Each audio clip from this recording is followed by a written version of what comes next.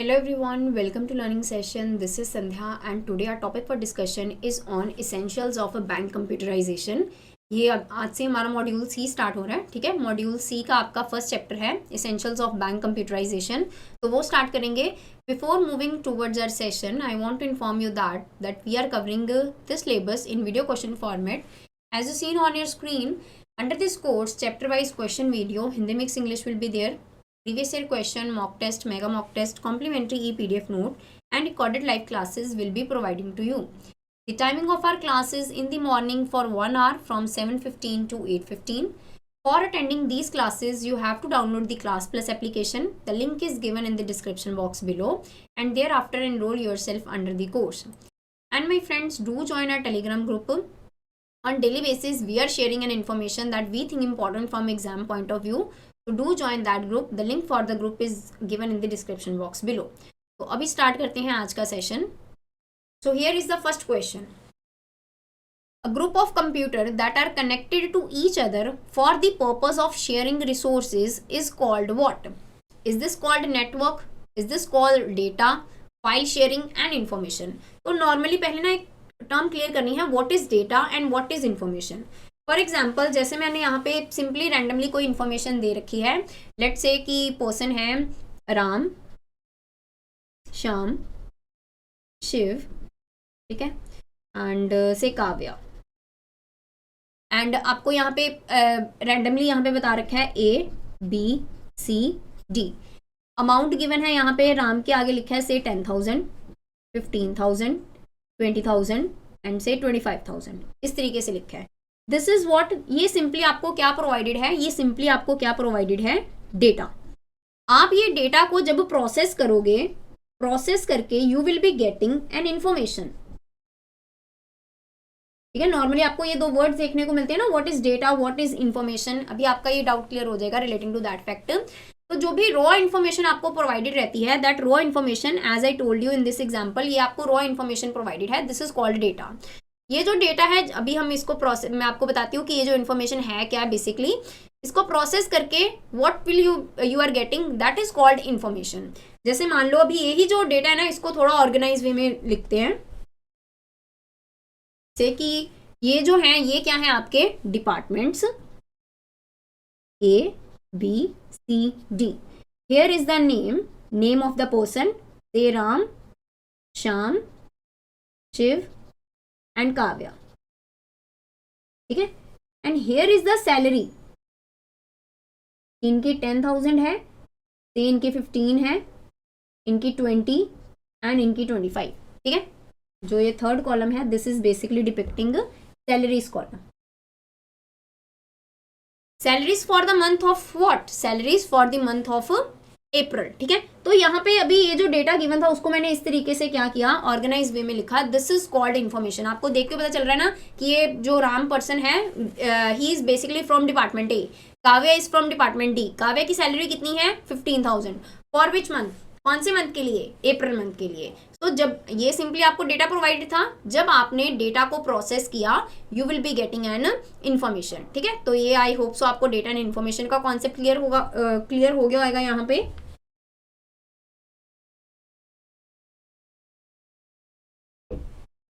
Now question is about what? Question is about a group of computers that are connected to each other for the purpose of sharing resources is called what? जैसे मान लो यहाँ पे computer है, ठीक है, ठीक है, they are sharing information. जो भी डेटा शेयर कर रहे हैं, जो भी इन्फॉर्मेशन, जो भी रिसोर्सेज शेयर कर रहे हैं, ठीक है, मॉडर्न हब, जो भी ये रिसोर्सेज आप जो है इसको यूज कर रहे हैं, they are called what? ये एक नेटवर्क से कनेक्टेड है ना, so that is known as a network. Option A will be the correct answer for question first. A group of computers that are connected to each other for the purpose of sharing resources is called what? That is known as a network. Option A will be the correct answer for this question. File sharing का concept I hope so आपको clear है. Data and information के बीच में क्या difference है, the thing is clear to you. लेकिन ये जो आपका क्वेश्चन था, question is about what, this is about network. कि जब भी एक ग्रुप ऑफ कंप्यूटर जो है that are connected with each other sharing common resources, that is known as what, that is known as network. Option A will be the correct answer for this question.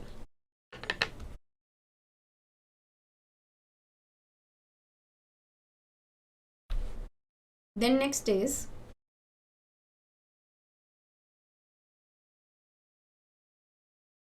okay, so chapter हमारा आज का कौन सा है, essentials of bank computerisation. तो bank computerisation अभी आपको पता ना कि आज के टाइम की अगर मैं बात करूँ 1980s 83 85 की बात को देखिए, एंड अगर मैं आज की डेट की बात करूँ कितनी सारी फैसिलिटीज़ हैं, कितना ट्रांसपेरेंसी के साथ, कितना आप ईज के साथ अभी अपने बैंक अकाउंट को ऑपरेट करते हो, कितनी फैसिलिटीज़ प्रोवाइडेड है बैंक को, विद इन सेकेंड्स आप क्या हो ट्रांसफर कर देते हो मनी.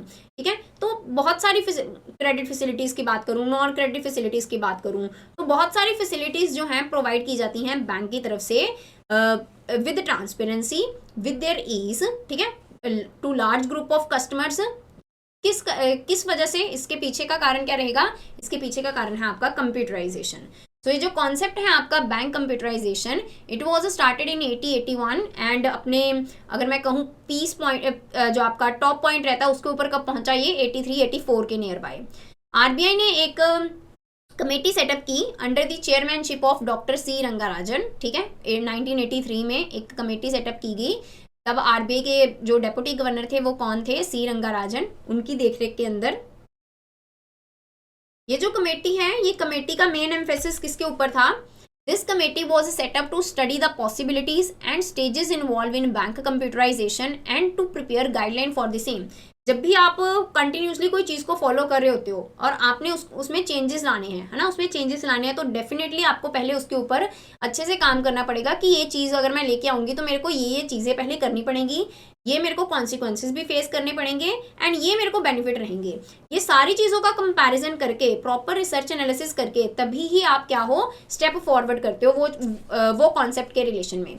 तो इसके लिए एक कमेटी सेटअप की गई कि आप देखो कि क्या क्या प्रोसेस रहेगा कि अगर हमने बैंक कंप्यूटराइजेशन की तरफ मूव ऑन करना है, क्या क्या चीज़ें हमें फॉलो करनी पड़ेंगी. वो कमेटी किनकी चेयरमैनशिप के अंडर की गई, सी रंगाराजन एट दैट टाइम जो डेप्यूटी गवर्नर थे आपके आरबीआई के. The report submitted by the committee in the year 1984 was known as First Rangarajan Committee Report on Bank Mechanization. एक और रिपोर्ट सबमिट करवाएगी कमेटी के द्वारा 1988 में एंड पूरा फिर प्रॉपर आपको पता है ना, पहले हम आपके 5 ईयर प्लान चलते थे आई गेस 1950 से लेके, है ना, 1949-50 से लेके आपके 5 ईयर प्लान चल रहे थे कि हमने ये चीज, हर एक प्लान का क्या रहता था, एक फोकस रहता था कि जैसे आपका फर्स्ट 5 ईयर प्लान था उसका फोकस था एग्रीकल्चर के ऊपर कि हमने एग्रीकल्चर को प्रमोट करना है. सेकेंड 5 ईयर प्लान का फोकस क्या था, इंडस्ट्रियलाइजेशन के ऊपर. इसी तरीके से जो आपका 5 ईयर प्लान आया 1994 में, इसमें ध्यान दिया गया किसकी तरफ, कंप्यूटराइजेशन की तरफ. ठीक है, तो ये आपको पता है 1991 में आपको वो भी एलपीजी रिफॉर्म्स भी देखने को मिलते हैं. ठीक है, तो 1990 से 94 का जो 5 ईयर प्लान बना उसमें ये चीज़ को कंसीडर किया गया आपका बैंक कंप्यूटराइजेशन को.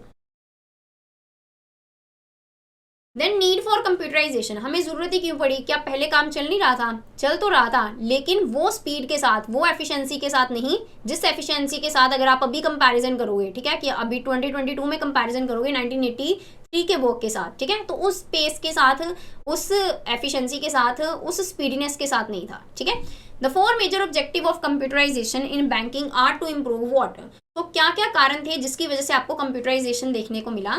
First is your customer service. अभी आपको पता है ना कि कस्टमर सर्विस में कितना इंप्रूवमेंट हुआ है. आप आरटीजीएस कर सकते हो, आप नेफ्ट कर सकते हो, आप विद मतलब इंस्टेंटली कहीं पे भी आप अपना पेमेंट ट्रांसफर कर सकते हो, ऑनलाइन अपने अकाउंट को ऑपरेट करते हो, कैश विड्रॉ कर सकते हो, डिपॉजिट कर सकते हो विदाउट आपको बैंक में जाने की जरूरत भी नहीं है. अगर आप कोई प्रॉब्लम फेस कर रहे हो, banking ombudsman will be there, online complaint आप रजिस्टर करो, complaint redressal mechanism will be there. So कितनी सारी चीज़ें प्रोवाइड की गई यहाँ पे. तो क्या ये फिजिकल हैंडलिंग में ये चीज़ पॉसिबल थी, जैसे अगर इन्वॉल्वमेंट ऑफ पीपल हो, आपने कोई कंप्लेंट रजिस्टर करनी है तो देयर माइट बी चांसेस ना कि जो हायर अथॉरिटी हैं जिनके पास वो कंप्लेंट जानी चाहिए उनके पास पहुंचेगी कि नहीं पहुंचेगी. लेकिन अगर आपको पता है online mechanism will be there, आपने कंप्लेंट रजिस्टर की, डेफिनेटली वो कहाँ पे जाएगी, जिस अथॉरिटी के पास वो कंप्लेंट को होना चाहिए कि आप सच में ये चीज़ के रिलेशन में ये प्रॉब्लम फेस कर रहे हो, तो वहाँ पे आपका वर्क इंप्रूवमेंट भी रहेगा. कस्टमर सर्विस बेटर हुई with the emergence of computerization, that's why इसके ऊपर फोकस किया गया. हाउसकीपिंग इज बेसिकली व्हाट, जैसे अभी आप कितना बहुत सारा डेटा था, लार्ज फाइल्स थी, उनको मैनेज करना, ठीक है। अभी आप देखते हो ना कि कंप्यूटर में कितना सारा डेटा स्टोर रहता है, आप उसको मैनेज करते हो ना प्रॉपरली। ये चीज़ में भी क्या आया, इंप्रूवमेंट देखने को मिली with the emergence of computerization. कि पहले बहुत सारी फाइल्स, डेटा को कैसे मैनेज करोगे, कैसे रिकॉर्ड मेंटेन करके रखोगे। 10 सालों के बाद कोई कस्टमर आ जाए, है ना, कि बोले कि मेरा इतना डिपॉजिट था, मैंने नहीं निकलवाया, या मतलब उसको फिजिकल हैंडलिंग में करना एंड उसको आप डिजिटलाइजेशन वे में करना, दोनों में ज़मीन आसमान का फ़र्क रहेगा। तो ये चीज़ के लिए भी आपका क्या है, कंप्यूटराइजेशन सामने आया। देन डिसीजन मेकिंग फास्ट हुई, ठीक है, नो डाउट। पहले आप किसी भी चीज़ में, है ना, कोई भी अगर मान लो, अगर आरबीआई ने कोई मान लो स्कीम इम्प्लीमेंट करनी है, विद इन सेकेंड्स तो नहीं बोलूंगी, लेकिन इतना भी डिले नहीं होता होगा कि जितना पहले रहता था आपका फिजिकल हैंडलिंग के वक्त। सो डिसीजन मेकिंग में भी क्या है, फास्टनेस एंड इंप्रूवमेंट देखने को मिली। And definitely this will enhance the productivity and profitability of the bank. So that's why आपका कंप्यूटराइजेशन का जो कॉन्सेप्ट है, देयर इज द नीड कि हमें ये चीज़ लेके आनी चाहिए। इंटरनेशनल स्टैंडर्ड्स को भी आपने मीट करना है, आपने ट्रांसपेरेंसी को भी मेंटेन करना है, आपने बेटर कस्टमर सर्विसेज भी प्रोवाइडेड करनी है कस्टमर को। तो ये सारी चीज़ों के लिए आपका कंप्यूटर्स ज़रूरी थे, ठीक है।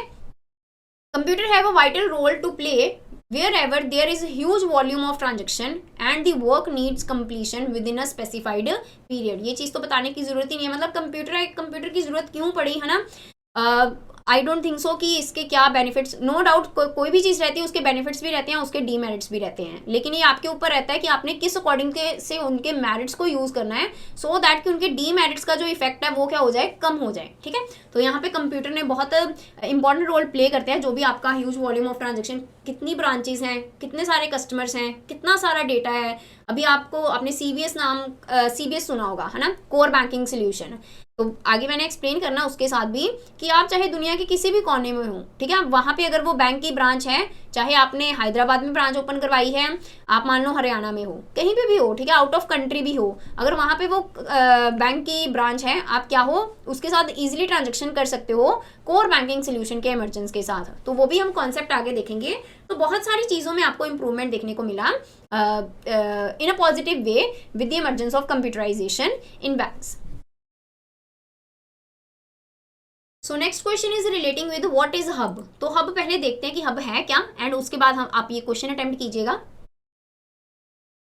सो a hub is a physical layer networking device which is use to connect multiple devices in a network. They are generally use to connect computer in a LAN local area network. ठीक है, कि आप इतने ही area में क्या हो, जैसे मान लो एक बिल्डिंग है, एक बिल्डिंग में, हर एक बिल्डिंग में कंप्यूटर्स का यूज कर रहे हैं वर्कर्स। सो वो जो एरिया रहेगा जहाँ पे वो नेटवर्क शेयर कर रहे हैं, उसको आप क्या बोलोगे, that is known as local area network. तो लोकल एरिया नेटवर्क में जो भी आप इंफॉर्मेशन शेयर करोगे with the help of a physical device, that is known as hubs. ठीक है, एक डायग्रामेटिकली भी इसको बता देती हूँ so that the thing is clear to you. इस तरीके से जैसे मान लो किसी ने कोई इन्फॉर्मेशन सेंड की है, वो भी इसके पास आएगी, जिनको वो रिसीव होनी है, ये आपके रिसीवर्स हैं, रिसीविंग पॉइंट्स हैं। ठीक है, तो इनके पास ये जाएगी information with the involvement of this physical device known as hub. ठीक है, now move on to next. Okay, question ने नहीं अटेम्प्ट किया, तो here is the question, what is a hub? It's a software, it's a computing network, it's a network device, it's a calculating device. So what will be the correct answer for question second? Hub is basically what? It's a software, it's a computing device, it's a network device, it's a calculating device. So the correct answer for question second is what? तो यहाँ पे अगर मैं बात करूँ, hub is basically what, this is a network device जिसकी help से आप क्या हो, डेटा शेयर करते हो with in a local area. ठीक है, लोकल एरिया आप जो डेटा शेयर करोगे, जो भी आप वर्किंग करनी है, that is possible with the help of a hub. So option C will be the correct answer for question second. Then next is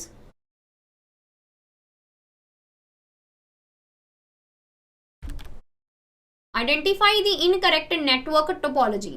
तो टोपोलॉजी बेसिकली है क्या, उसको ही रीड आउट कर लेते हैं। पहले टोपोलॉजी का कॉन्सेप्ट देख लेते हैं कि टोपोलॉजी बेसिकली है क्या, एंड उसके बाद आप बताइएगा मेरे को correct answer for question third.